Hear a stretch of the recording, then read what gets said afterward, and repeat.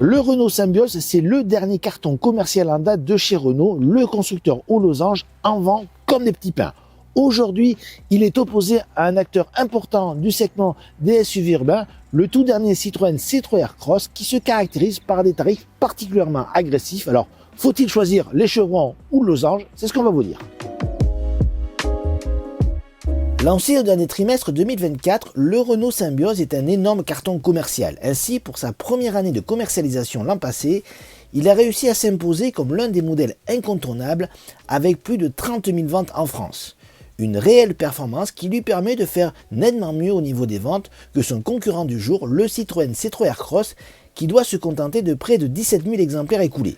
Pour essayer de comprendre cette situation, nous avons donc décidé de comparer ces deux SUV urbains dans leur version micro-hybridée 140 et 145 chevaux. S'adressant à des familles qui ne veulent pas mettre forcément toutes leurs économies dans leur voiture, le poste budget est essentiel. Dans ce domaine, Citroën frappe très fort. En effet, depuis plusieurs mois, le constructeur aux chevrons a adopté une politique tarifaire très agressive. Comme c'est le cas sur la C3, le C3 Aircross affiche des prix particulièrement accessibles, débutant à partir de 19 990 € en essence et 26 600 € en hybride 145 chevaux. Face à lui, le Symbioz apparaît comme nettement plus onéreux puisqu'il est commercialisé à partir de 29 900 € en micro-hybride 140 chevaux, soit une différence de plus de 3 300 €. Plus cher, le SUV de Renault est également pénalisé par un malus supérieur de 818 € contre seulement 210 € pour le C3 Aircross, mais également par une consommation officielle supérieure. Attention toutefois, Citroën souffre de problèmes de fiabilité qui altèrent sa valeur de revente. Le Symbioz est moins touché par ces soucis, mais difficile au SUV de Renault de s'imposer dans ces conditions. Une fois ces problèmes matériels évacués, place maintenant un autre facteur essentiel lors de l'achat, le style. Le Citroën C3 Aircross et le Renault Symbioz s'inspirent stylistiquement de modèles existants. On commence par le Citroën et on reconnaît immédiatement bien sûr le lien de parenté avec la toute dernière Citroën C3, la citadine française, au niveau notamment de la face avant avec une signature lumineuse composée de 3 barrettes en forme de crochet. Vous avez bien sûr une calandre pleine avec au milieu le nouveau logo des chevrons et c'est bien évidemment la partie arrière qui évolue avec notamment des dimensions beaucoup plus importantes sur ce Citroën C3 Aircross de seconde génération par rapport au premier, on en reparlera tout à l'heure. En tout cas, ce Citroën C3 Aircross est beaucoup plus massif, beaucoup plus, on va dire, avec plus de personnalité et plus SUV dans l'âme que n'était le précédent. Et on passe maintenant à son rival du jour, le Renault Symbioz. Quand vous l'avez en pleine face, pas de doute, vous reconnaissez sa filiation. Il s'agit du Renault Captur restylé, car toute la partie avant est strictement identique. Là également, on a affaire à des différences sur la partie arrière du véhicule, puisque quasiment, on va dire, tout le véhicule, la longueur du véhicule est identique, sauf l'arrière, et notamment cette custode, au style, on va dire, assez particulière, qui fait la spécificité de ce Symbioz par rapport au Captur. Le Symbioz est également plus grand que le Captur, on va en reparler tout à l'heure. Donc on a affaire à deux véhicules avec des vraies filiations par rapport aux productions de leurs marques respectives, mais qui disposent pour chacun d'une identité réelle. À l'intérieur du Symbioz, pas de surprise puisqu'on retrouve intégralement la planche de bord du dernier Captur restylé. Face au conducteur, une instrumentation bien sûr numérique. Vous avez un écran multimédia vertical de 10,4 pouces qui fonctionne avec Google. Alors c'est fluide, c'est pratique à utiliser, c'est vraiment l'un des meilleurs de la catégorie, il n'y a rien à dire là-dessus. Et au niveau de la présentation, alors certes c'est assez classique, il n'y a pas vraiment, comme je disais tout à l'heure, de surprise, mais vous avez une bonne qualité de fabrication avec par exemple des plastiques moussés sur la partie intermédiaire, mais également sur la partie supérieure de la planche de bord. Alors certes, ça manque un petit peu de fantaisie, mais il y a de l'ergonomie et c'est plutôt bien fait. À bord du C3 Aircross, on retrouve la planche de bord qui a été inaugurée par la dernière Citroën C3, la citadine aux chevrons, avec un look quand même très particulier, une planche de bord vraiment originale au niveau du design, puisqu'en effet vous avez un petit volant qui surplombe une instrumentation positionnée sur le haut de la planche de bord, instrumentation digitale, qui est très lisible, il n'y a pas de problème par rapport à la position du volant comme par exemple chez Peugeot, et vous avez un écran multimédia d'un peu plus de 10 pouces. Alors cet écran multimédia horizontal, lui, contrairement à celui du Symbioz qui est vertical, est beaucoup plus lent que celui du Renault. C'est vraiment un système natif de chez Stellantis et c'est vraiment pas le meilleur, hein. Clairement, c'est lent, c'est moins intuitif. celui de Renault est largement meilleur. Au niveau de la qualité des matériaux, vous avez du tissu sur la partie intermédiaire de la planche de bord, donc ça c'est plutôt bien vu, c'est plutôt valorisant. Par contre, le haut de la planche de bord, c'est du plastique dur.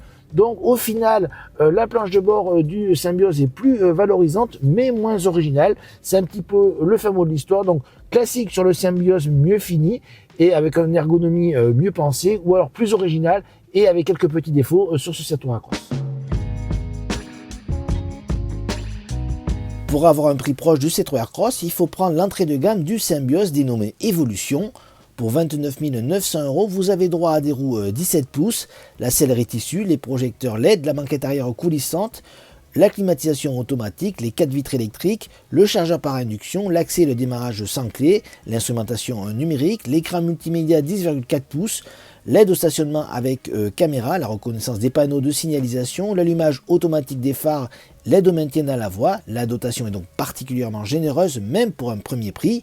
Toutefois, le Citroën Cross fait encore plus fort avec un prix inférieur pour sa version haut de gamme max qui est facturée 28 700 €, qui profite donc d'une dotation encore plus complète puisqu'elle offre les jantes alliage 17 pouces, la peinture bicolore, les vitrailleurs surteintés et les sièges Advance Comfort, des équipements indisponibles sur le SUV de Renault dans ses définitions. Ajoutez à cela la présence de barres de toit absentes sur le Symbioz. Le Citroën Cross doit toutefois faire l'impasse sur le démarrage sans clé, mais cela reste accessoire. En termes de mensuration, nos deux rivaux du jour sont relativement proches. La seconde génération du Citroën Cross a énormément grandi puisqu'elle mesure désormais 4,39 m, c'est 23 cm de plus que la précédente. Comptez 4,41 m pour le Renault Symbioz, c'est 17 cm de plus qu'un Captur, 2 cm donc les séparent, pourtant chacun dispose d'arguments propres. En matière d'aspect pratique, deux philosophies s'opposent. Le Citroën Cross met en avant son habitabilité arrière. Comme vous pouvez le voir, il y a énormément de place au niveau des jambes, de la garde au toit, donc ça c'est plutôt bien vu. Vous avez également beaucoup de rangement dans l'habitacle, c'est plutôt également intéressant à vivre au quotidien. Et vous avez également la possibilité d'avoir une configuration 7 places en option. Tout ça c'est bien vu, même s'il faut bien reconnaître qu'il perd la modularité de la précédente génération puisqu'il n'y a plus de banquette arrière coulissante. Justement, la banquette arrière coulissante, elle est présente sur le Symbioz et ce Symbioz dispose d'un volume de chargement beaucoup plus important puisqu'en effet, le volume de coffre oscille entre 576 et 708 litres alors que le Citroën Cross dispose uniquement de 460 litres. Mais tout de même, en matière d'aspect pratique et sachant en plus que le Citroën Cross est un peu plus petit, on donne un point au Citroën. Si les Citroën Cross et Renault Symbioz appartiennent à la même catégorie, ils disposent d'offres moteurs bien différentes. Ainsi, le Citroën Cross est disponible en essence, en hybride comme aujourd'hui et en 100% électrique. Rien à voir sur le Symbioz avec ce moteur micro-hybridé et ensuite un seul moteur full hybride de 160 chevaux. Aujourd'hui, on a affaire à deux SUV urbains micro-hybridés, mais attention, les technologies sont radicalement différentes. Sur le Symbioz, on a quelque chose de très basique, une technologie qu'on connaît, un petit moteur électrique qui aide la motorisation thermique et qui est couplé avec une boîte mécanique. Sur le Citroën Cross, c'est beaucoup plus perfectionné car en effet, on a une batterie plus importante qui permet, on va dire, d'alimenter ce moteur électrique et également une puissance plus importante que sur le Symbioz. Et surtout, c'est couplé à une boîte automatique et ça permet de rouler beaucoup plus souvent en 100% électrique. Alors forcément, ça veut dire quoi? Plus d'agréments, notamment à basse allure ou en ville, par exemple, où le moteur thermique se coupe très régulièrement et cela permet également de diminuer la consommation. Et là, vraiment, il n'y a pas photo, c'est radical. On a une différence de 1 litre à vers même jusqu'à 1,5 litre suivant les situations en faveur du Citroën Cross. Pour un titre d'information, on a relevé aux environs de 6,5 litres au 100 sur le Citroën Cross. Et par contre, sur le Symbioz, on est même monté jusqu'à 8 litres. Donc une grosse différence.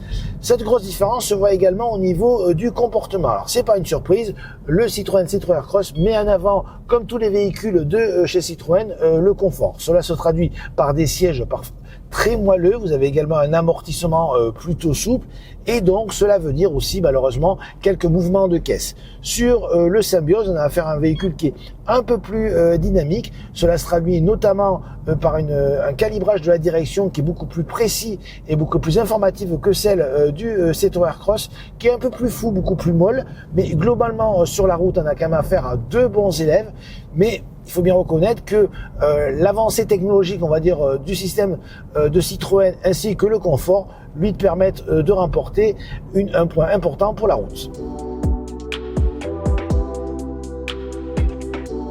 Dans ces configurations, avec ses motorisations micro-hybridées, le C3 Aircross apparaît comme le plus recommandable.